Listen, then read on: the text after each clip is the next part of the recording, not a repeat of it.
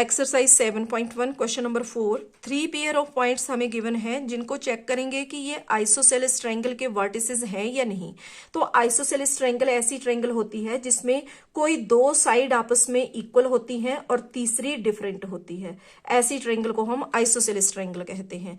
तो isosceles triangle है या नहीं वो चेक करने से पहले हमें तीनों पेयर ऑफ पॉइंट्स के बीच की डिस्टेंस फाइंड करनी है।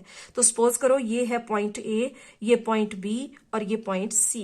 तो पहले हम ए और बी के बीच की डिस्टेंस फाइंड कर लेंगे with the help of distance formula, जो कि होता है x2 minus x1 whole square plus y2 minus y1 whole square, और ये सारा रहेगा अंडर रूट में। तो यहाँ ए और बी के बीच की डिस्टेंस फाइंड कर रहे हैं। तो यहाँ पर ए है x1, ये y1, और बी के लिए ये x2 और ये y2। ठीक है, तो ये वाली वैल्यूज हमने यहाँ पुट कर लेनी है। x2 माइनस x1 के लिए हो जाएगा 6 minus 5 whole square plus y2 minus y1 के लिए 4 माइनस y1 की वैल्यू में दिया है -2। तो एक फॉर्मूला वाला माइनस और एक वैल्यू वाला माइनस, तो बीच में ब्रैकेट आ जाएगी और यहां हम लगा लेंगे बिग ब्रैकेट और ये लग गया होल स्क्वायर। नेक्स्ट स्टेप में 6 माइनस 1 स्क्वायर प्लस यहां स्मॉल ब्रैकेट को अगर हम करें तो माइनस इंटू माइनस, यहां प्लस हो जाएगा तो 4 प्लस 2 6 हो गया, तो 6 स्क्वायर। इनको एक्सपेंड करेंगे तो 1 प्लस 36 और ए बी के बीच की डिस्टेंस हो जाएगी 37 अंडर रूट में। इसी तरह हम अब आगे ए और बी में हमने फाइंड कर लिया, बी और सी के बीच की डिस्टेंस फाइंड करेंगे, बी सी। ठीक है, तो बी सी अब हमने फाइंड करना है। तो यहां पर बी के लिए ये हो जाएंगे x1 y1 और सी के लिए ये हो गए x2 और y2। फिर से हमने डिस्टेंस फॉर्मूला की हेल्प से करना है। तो x2 7 माइनस x1 के लिए 6 whole square plus y2 -2 minus y1 4 whole square. यहां 7 माइनस 6 1 स्क्वायर और -2 -4, टोटल माइनस का यहां हो जाना है -6, लेकिन ये वाला प्लस लग जाएगा यहां और यहां हो गया होल स्क्वायर। एक्सपेंड करेंगे तो ये 1 प्लस 36, तो ए बी इक्वल हो जाएगा 37 अंडर रूट में। इसको आगे सॉल्व नहीं कर सकते क्योंकि 37 जो है एक प्राइम नंबर है, इसके फैक्टर नहीं होंगे, तो इसलिए यहां सॉरी ए बी नहीं, यहां हम लिखेंगे बी सी।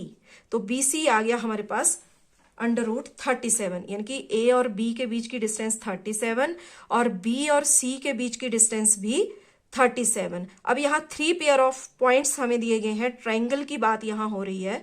तो तो यहां पर निकल गए ए बी और बी सी, दो साइड की मेजरमेंट हमने निकाल ली। अब हमें तीसरी साइड के लिए यहां ले लेना है सी ए। ठीक है, तो सी ए, अब यहां पर सी के लिए ये x1 y1 हो जाएंगे और a में हो जाएगा x2 y2।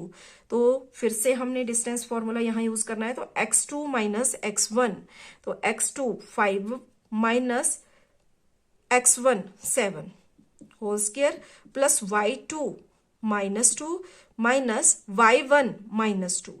तो यहां फिर से दो साइन एक साथ आ रहे हैं तो बीच में ब्रैकेट, और इसको हम बना लेते हैं बिग ब्रैकेट और यहां होल स्क्वायर। नेक्स्ट स्टेप में 5 माइनस 7 अगर हम करेंगे तो ये रह जाएगा -2। ठीक है, और इसमें लग गया स्क्वायर प्लस यहां पर माइनस इंटू माइनस प्लस हो जाएगा, तो ब्रैकेट में आ जाएगा ये -2 minus into minus +2 bracket close और यहां होल स्क्वायर। नेक्स्ट स्टेप में -2 को एक्सपेंड करेंगे तो ये 4 हो जाएगा और यहां प्लस -2 + 2 ये हो गया 0 और साथ में स्क्वायर, तो 4 + 0 स्क्वायर, तो 0 स्क्वायर मीन्स 0 इंटू 0 0 ही होगा, तो 4 + 0 हो गया यहाँ 4। अब 4 के फैक्टर जब हम करेंगे तो ये पेयर में आ जाएगा 2, और पेयर में जब 2 आ गया तो ये सिंगल होके रूट से बाहर आ जाएगा। तो यहाँ सी ए की वैल्यू हो जाएगी, सी ए की मेजरमेंट हो जाएगी 2। ठीक है, तो अब यहाँ पर सपोज करो कि ये एक ट्राइंगल है, इसमें ये थे हमारे ए बी सी, और यहां पर अगर हम देखें तो ए बी में हमें जो हमने फाइंड किया वो आया रूट अंडर रूट में 37, फिर उसके बाद बी सी अंडर रूट 37, सी ए आ गया यहाँ पर 2।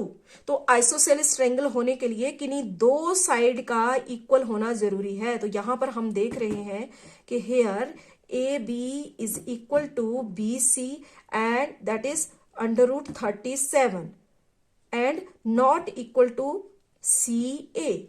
तो इस कंडीशन में हम बोल सकते हैं कि ये एक आइसोसेलेस ट्रायंगल है। तो here A B is equal to B C that is under root 37, so we can say that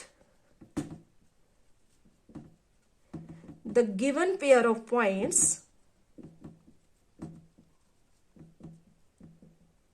are the vertices of an isosceles triangle. और यही हो जाएगा यहां पर हमारा आंसर। Thank you.